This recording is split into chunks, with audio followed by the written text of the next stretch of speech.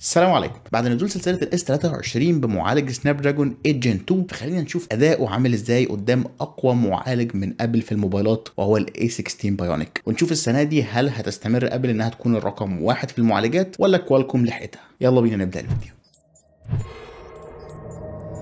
وخلينا نبدا الفيديو بنظره على مواصفات كل معالج وايه اللي اتغير عن السنه اللي فاتت. مبدئيا السناب دراجون 8 جن 2 بيجي بثمان انويه ومتقسم ثلاث اقسام: نواه اكس 3 دي للاداء العالي، واربع انويه تحتيهم للاداء العالي برضه لكن متقسمين على جزئين: نوايتين كورتكس اي 715 الجداد ونوايتين كورتكس اي 710 اللي كانوا في الجيل اللي فات، والثلاث انويه لحفظ الطاقه من نوع كورتكس اي 510. مقارنه بقى بالسنه اللي فاتت فكانت التوزيع مختلفه، كان عندنا اربع انويه لحفظ الطاقه وهم الكورتكس اي 510 برضه، والثلاث انويه فوقيهم من نوع كورتكس اي 710 ونواه واحده من نوع كورتكس اكس 2. وبالتالي الجديد السنه دي ان احنا بقى عندنا تحديثات الاكس 3 مكان الاكس 2، وشفنا الاي 715 جداد، وكمان شلنا نواه من انويه حفظ الطاقه وحطيناها في الاداء العالي. كمان المعالج بقى بيجي ب 8 ميجا كاش مقارنه ب 6 ميجا السنه اللي فاتت، وبيدعم رام من نوع دي ار 5 اكس مقارنه بالسنه اللي فاتت كان 5 بس، وطبعا مبني بدقه تصنيع 4 نانومتر من تي اس ام سي مقارنه بالسنه اللي فاتت كان معمول من سامسونج. اما على جانب الجرافيكس فاحنا عندنا معالج ادرينو جديد وهو الادرينو 740،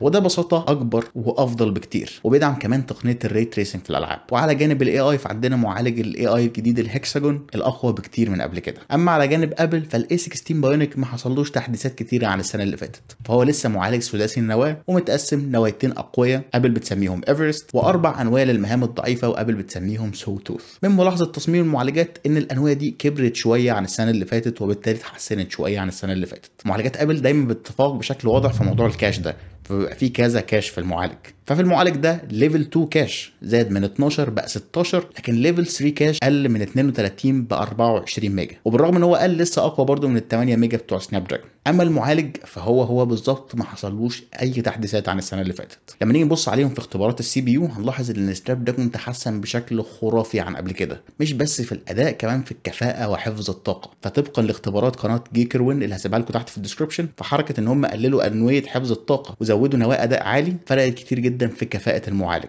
على الجانب الاخر فالسي بي يو بتاع الاي 16 برغم ان هو كبر شويه الا انه تطور الاداء مش ملحوظ بالذات في الاداء اليومي العادي. لما نروح على الجي بي يو واختبارات جي اف اكس بنش 5 بنلاقي حاجه صادمه: السناب دراجون 8 جن 2 بيتفوق على الاي 16 ب 30% كامله. الصادم اكتر ان معالج السنه اللي فاتت بتاع ابل الاي 15 اكثر حفظا للطاقه في موضوع الجي بي يو ده او اكثر كفاءه. لما تيجي تشوف الاختبارات الحقيقيه وعدد الفريمات اللي بيطلعهم كل معالج، ففي اختبارات جنشن امباكت على قناه جيكروين لقوا حاجه غريبه جدا: الاي 16 بيستخدم طاقه اكتر من الاي 15 ومع ذلك كان بيدي فريمات اقل. صحيح هو فريم واحد بس اقل ولكن ما زال اقل. ده غير ان هو كان بعد 10 دقائق بيثروتل ويبتدي ان هو يبقى مش ثابت اكتر من الاي 15. على الجانب الاخر وعلى الشاومي 13 برو فالسناب دراجون 8 جن 2 كان قادر يدينا 58 فريم في اختبارات جيكروين، وادانا كمان 59 فريم في اختبارات جولدن ريفيور اللي كانت على الفيفو اكس 90. ومن الحاجات الغريبه اللي لقوها ان السناب دراجون بيسحب طاقه اكتر من الاي 16 في الالعاب، ولكن مع ذلك كان قادر يحافظ على ثباته في الاداء اكتر من الاي 16، ويمكن ده بيرجع مع تعامل الاجهزه مع الحراره. فمرجح ان الايفونات مثلا بتكون بتسخن اكتر او ما فيهاش انظمه تبريد زي اللي موجوده عند موبايلات الاندرويد. كمان قناه اسمها جادجت بايت عملت اختبارات بين المعالجين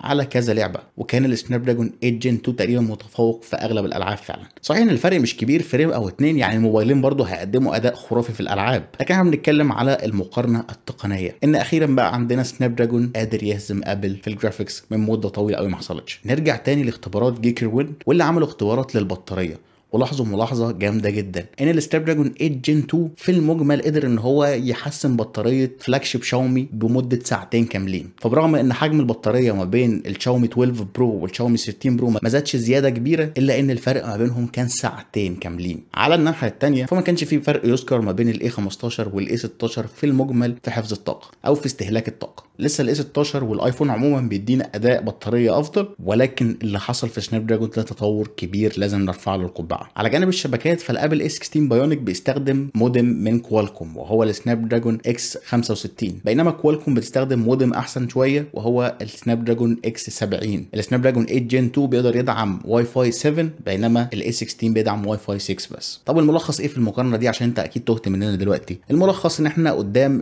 سناب دراجون 8 جن 2 قادر ان هو ينافس بقوه الاي 16 بايونيك. كوالكوم حسنت جدا في المعالج بتاعها، عرفت اخطائها من السنين اللي فاتت، بينما ابل اعتمدت ان هي كده كده قويه، فخلاص مش هتحسن كتير عن السنه اللي فاتت، وبالفعل ما حسنتش حاجه تذكر عن السنه اللي فاتت. ومع ذلك هي لسه محافظه على انها تكون افضل في اداء السي بي يو وافضل حتى في حفظ الطاقه في المجمل، ولكنها خسرت في الجي بي يو السنه دي، والسناب دراجون تفوق في الجي بي يو. في المجمل دي مقارنه للجيكس اللي بيحبوا الارقام وبيحبوا يشوفوا ايه اللي هيكسب، حتى لو الفرق فريم واحد او الفرق نقطه واحده هنا او هنا. وفي المجمل المعالجين هيدوك اداء خرافي في الناحيتين. الحاجه الوحيده اللي انا متحمس ليها جدا ان انا اشوف ازاي المعالج ده هيحسن بطاريه سلسله الاس 23. وبس كده، ده كان فيديو النهارده. لو عجبك الفيديو ده ما تنساش تعمل لايك وتشوف الفيديوهات اللي هتظهر لك هنا، وسلام.